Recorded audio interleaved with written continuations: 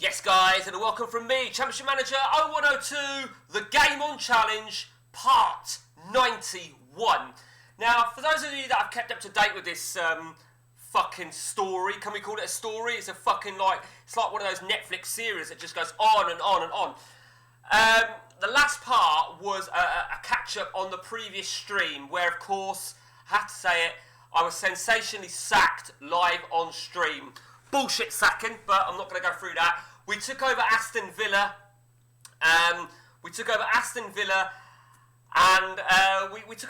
quite rapidly, and we have led Aston Villa to the Premier League. I feel, in all honesty, we were always favourites to come back up. We had a squad to work with. We had some money to spend.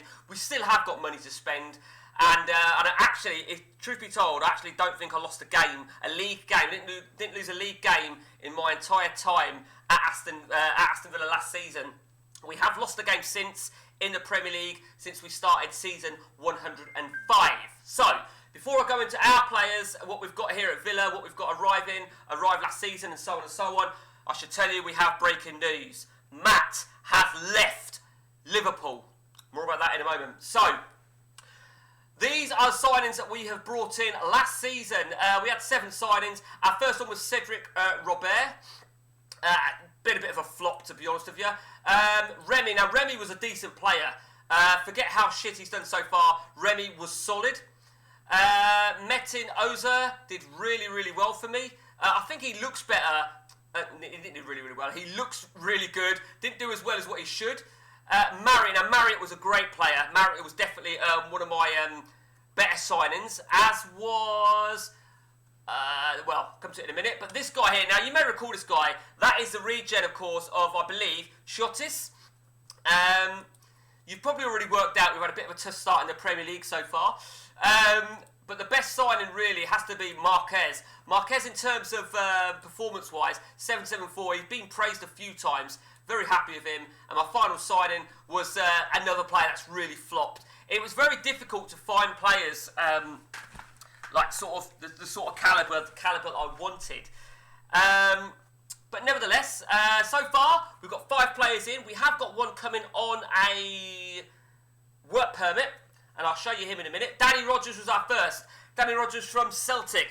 Was very happy with him, and I think I bollocksed up here because I actually offered him squad rotation. He wanted squad rotation, and then he didn't, and I couldn't go back on it. I haven't got that patch implemented on this ODB thing, so I ended up having to offer him some relatively high bonuses to get him over the line. So, what was that? Hopes, Gary Collier, whatever. We brought in Sebastiano Notari. Now, he's done shit. 30 years of age, a bit of a punt buyout, really is. Arnie Booman, only just signed him.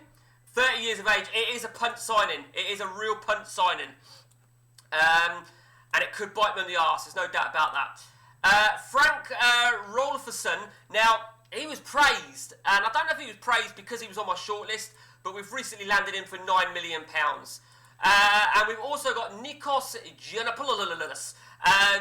I just wanted some sort of depth up top. We have got one player coming on a work permit when the deal comes through, Frank Watson.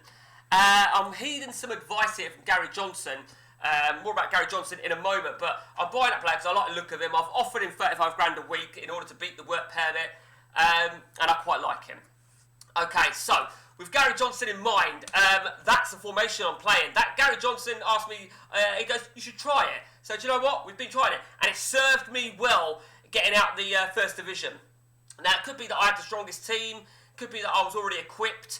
It could be the tactic. Who knows? It could be a number of things. But we've been going with it, and I'll probably continue with it. So do you know what? We'll see how we go. But yeah, very happy. Really, really happy. So far, welcome to the Premier League here. We got absolutely thrashed in the opening game. Needless to say, I was a little bit angry. Second game, we beat Leeds United, big result. And third game, we recently drew at Man United. I was in a bit of a rage there with that red card.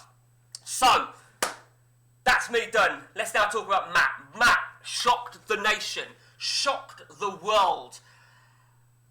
35 games games gone in the Premier League.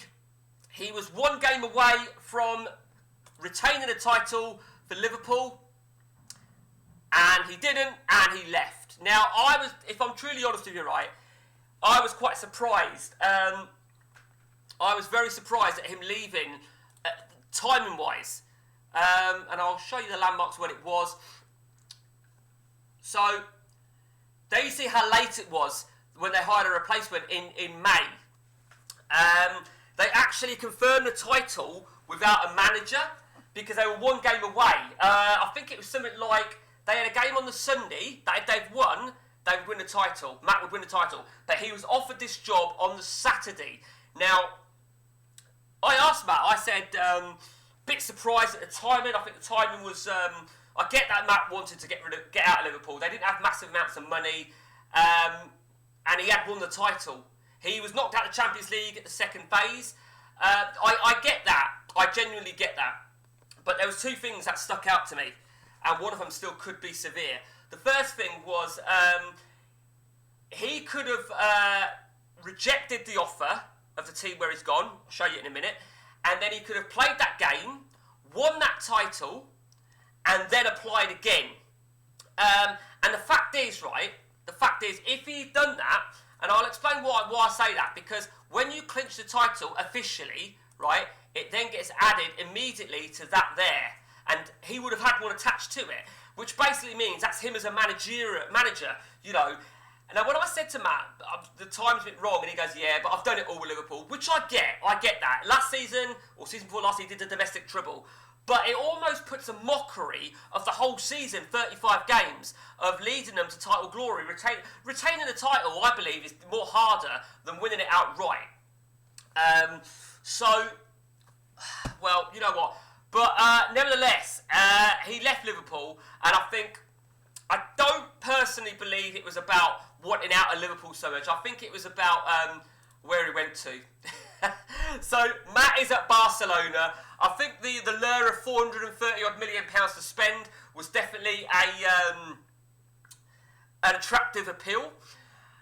There is one major problem that Matt's got now, and it's not the non-EUs. I think he said he bollocksed up a little bit with purchases of non-EUs. I don't think that's the issue. Matt did not make the Champions League. I think he took over them in 5th, and he finished in 5th. He actually failed to get into the Champions League. Now that could be crucial. That could be really, really crucial because we've already started the new season, and he drew. He equalised in the 90th minute, and I'm casting my mind back to AC Milan. You know, where you finish your season below expectations through no fault of your own. You know, he took over in 5th. He finished 5th. He, in all fairness, right, I think how many games did he have? I think he drew his first game. His first game, where was it? There it is. Was that his first game? No, that weren't his first game. The Betis, that was definitely wouldn't have been his first game. Was that it? No, he would not have played 4-4-2, you see. There you go. It was Real Madrid, I remember now. So that was his first game, Real Madrid. So 0-0, 1-1, got thrashed at Las Palmas, 4-0. Finally won a game, drew, won. I worked out that when it came to the last game, it was irrelevant. Because I forget who it was, that's finished 4th. Oh, was it Leventi, I think it was. I think it was Leventi. He drew with Leventi, and I said to him, even if Leventi lose the last game, he'll be level on points, and it would go on heads-up games. And he drew that game, and I think Leventi won the return game 2-0. Yeah, so it was Leventi. So it was irrelevant. So the fact that he's finished 5th could give him a bit of a tough time if he don't get... That being said, now this was the big thing as well for Matt, this was massive, is because the window opens in Spain before the update, that gave him an opportunity, perfect opportunity, to bring in players. 14 signings. He got 7 signings in before the update, and of course, there you see he got another 7 signings in after the update. So as far as I'm concerned, he should be winning that title this season. That is the expectation.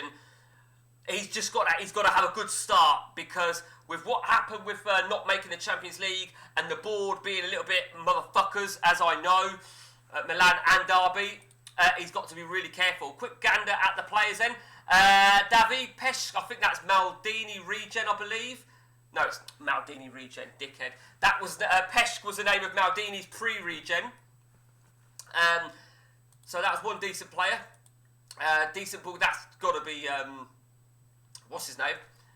Ashley Garner. He's brought some bit surprised at that signing, to be honest with you. I think that's Winter, isn't it? But bit surprised, but we'll see. Good solid defender there. John Martin, Mark Hughes, of course. A massive signing. Patrick Durr, the regen, of course, of Harry Kewell. Great signing, absolutely stunning. And then he's brought, of course, 7 signings. Right, and he's obviously got money to spend. He's got some youngsters there, actually. Lee Moore, that's Viduka, I think. Viduka regen. Yeah, good signing. Matic. And, yeah, he's brought some really good players. And he would have already... The squad wasn't phenomenal by no means. The squad was quite poor and probably what's led to him finishing 5th. But you know what? As I know only too well, the board don't give a flying fuck. Do you know what I mean? I would imagine his expectations are to mount a serious title challenge. We will see. The best of luck to Matt in his new reign. He hasn't been Barcelona for about... it's been a while. Let's just take a look at...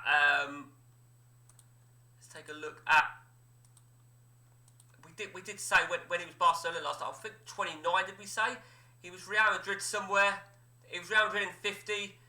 I think Barcelona... Oh, Barcelona is 29. So he left in 31. So it's been a good 70-odd years since he was last in charge of Barcelona. But they've always been up there, haven't they? They've always been up there. So that is that. He'll be in the UEFA Cup. We'll see. We will see. And that's it from me, guys. Till next time, take it easy.